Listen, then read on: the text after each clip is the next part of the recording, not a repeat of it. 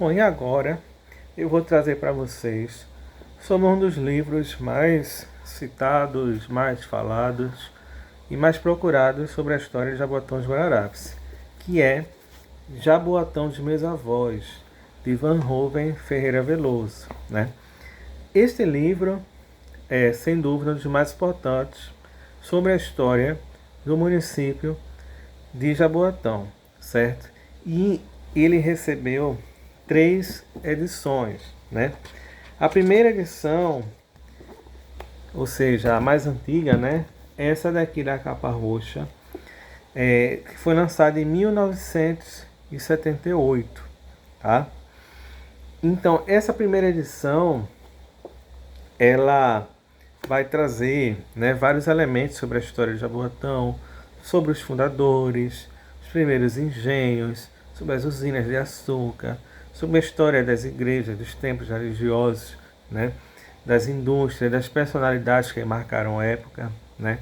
Aí depois ele vai explorar a história dos distritos de Cavaleiro, de Prazeres, enfim, né.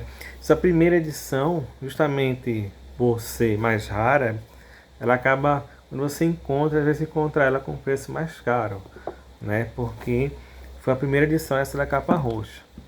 A segunda edição do livro, ela foi lançada em 1982, né?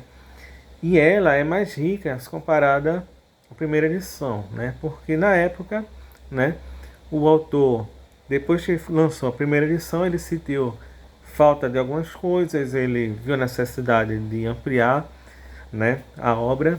E na segunda edição, então, ele vai trazer mais elementos, né, mais coisas que não tem na primeira edição, né. Então, assim, a primeira edição é mais cara, mas a segunda edição, ela tem, de fato, mais coisas que na primeira, né. E o Jaboatão dos Meus Avós chegou a ter também uma terceira edição, que foi lançada no ano de 1991, certo? Só que aí as diferenças da segunda para a terceira edição são bem pequenas, né? São, eu diria que insignificantes, né? Basicamente porque Jaboatão, até 1989, a sede era em Jaboatão Centro, né? E aí, em 1991, quando ele lança essa terceira edição, a sede já tinha sido transferida para Prazeres, e aí ele vai tecer algumas críticas em relação a isso, né? Mas de fato as diferenças que existem entre a segunda e a terceira edição não são muito grandes, né? Então, Jaboatão dos Avós, né, é um dos livros mais procurados, mas também é uma obra que é bastante esgotada, né? Você dificilmente encontra esse livro por aí, e quando encontra às vezes num preço exorbitante, né?